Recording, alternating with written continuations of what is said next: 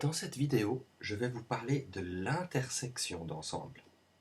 Comme tout à l'heure, on travaille dans un ensemble grand E, dans lequel, avec des sous-ensembles x et y donnés, on va fabriquer un nouvel ensemble. Cette fois, c'est l'intersection, qui est définie par la formule suivante.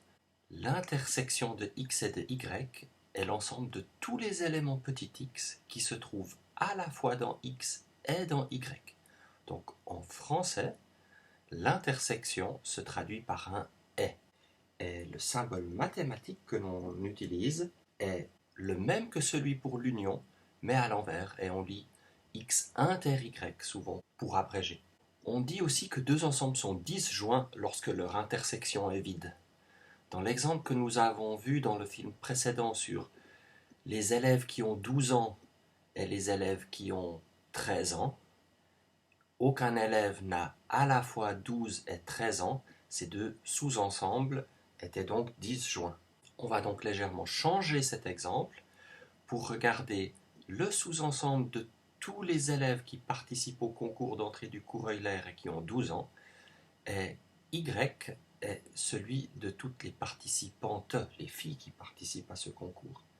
Alors, l'intersection x inter y, c'est l'ensemble de tous les participants qui ont 12 ans et qui sont des filles.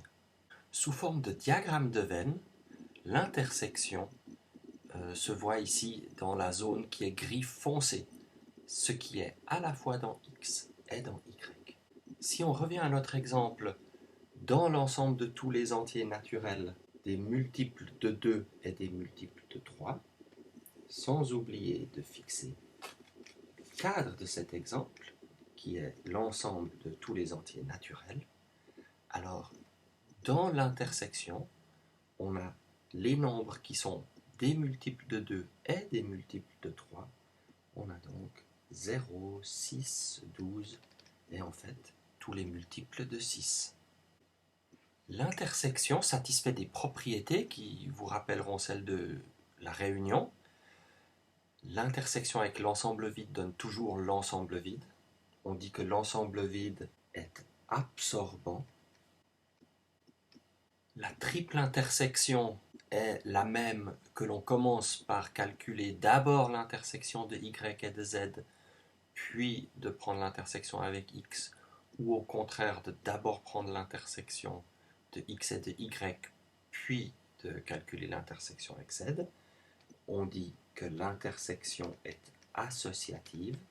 Si A est contenu dans X, alors l'intersection de A avec X donne A. Et enfin, la propriété de commutativité, l'intersection est commutative, ce qui veut dire que X inter Y coïncide avec Y inter X. Ça, ce sont les 4 propriétés de l'intersection. Et on a une dernière propriété qui fait intervenir l'intersection et la réunion, qui s'appelle la distributivité. On dit que l'intersection se distribue par rapport à la réunion, et qui dit que l'intersection de x avec une réunion de deux sous-ensembles y et z, c'est la même chose que la réunion des deux intersections de x avec y et de x avec z. Alors on va illustrer cette dernière propriété qui est probablement la plus exotique de toutes. Voilà, comme tout à l'heure, un diagramme de Venn avec 3 ensembles, x, y et z. On pourrait illustrer la propriété de la triple intersection que l'on voit ici, mais comme je vous l'ai dit, on va plutôt se concentrer sur la distributivité. J'aimerais donc comparer d'un côté l'intersection de x avec la réunion de y et de z, et de l'autre la réunion de l'intersection de x avec y avec l'intersection de x et z. Commençons par le premier ensemble. Et pour cela, je vais d'abord identifier ce qui est entre parenthèses la réunion de y et de z. La réunion de y et de z, je vais la hachurer largement en rouge. On la voit ici. Maintenant, si je prends l'intersection de cette réunion avec x, il me reste ce qu'il y a dans cette réunion, mais qui doit aussi être dans x. ce qu'on obtient ici, c'est donc simplement cette partie-là de tous les éléments qui sont à la fois dans X et dans la réunion de Y et de Z. Très bien. Passons maintenant à ce deuxième sous-ensemble que j'ai écrit en vert. Je dois donc prendre la réunion de l'intersection de X et de Y, et ça on la voit ici, et je dois prendre la réunion avec l'intersection de X et Z, que je vois ici. Alors je constate sur ce dessin que la zone verte coïncide avec la zone doublement hachurée en rouge, et ceci serait un guide pour faire une preuve formelle de l'égalité de ces deux ensembles. Donc voilà comment un diagramme de Venn peut nous aider à comprendre que ces deux sous-ensembles de E sont identiques. Formellement, on pourrait par exemple utiliser le principe de la double inclusion. Pour terminer, on va revenir à notre exemple de l'ensemble U qui est formé de ces quatre symboles roue, triangle, diamant et cloche.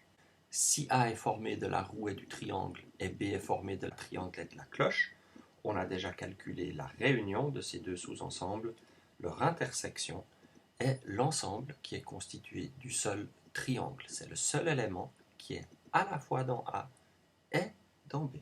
Comme dans le film précédent, on passe au niveau supérieur et on regarde l'ensemble des parties de U, l'ensemble de tous les sous-ensembles de U.